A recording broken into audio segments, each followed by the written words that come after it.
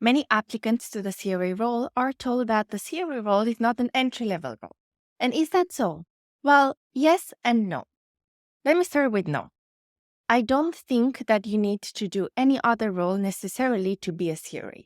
There's many positions out there and more as the industry is changing for junior CRAs, for entry-level CRAs, for in-house CRAs. So you absolutely can begin your journey in clinical trial operations with a CRA role. The other side, which is yes, it might not be an entry-level role, is because we always have the option to start off this career with a supporting role.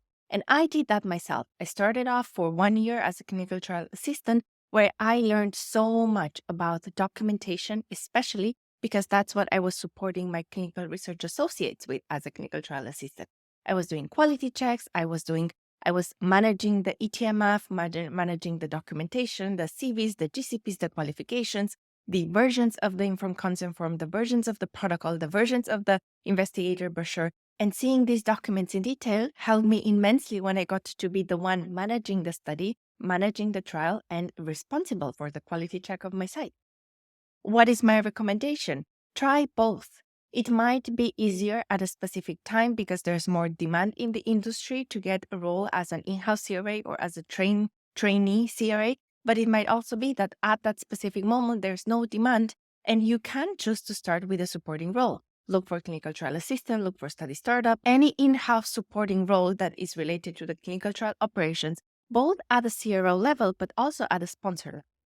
In our CRAConnect community, we have members who are study startup, who are clinical trial assistants, and who are looking into transitioning into the CRA role. And what I've seen is that when it comes to certain aspects of the clinical trial operations, such as documentation, regulation, these roles actually know so much more than a CRA knows. So it's great preparation and it will give you great skills once you are a CRA.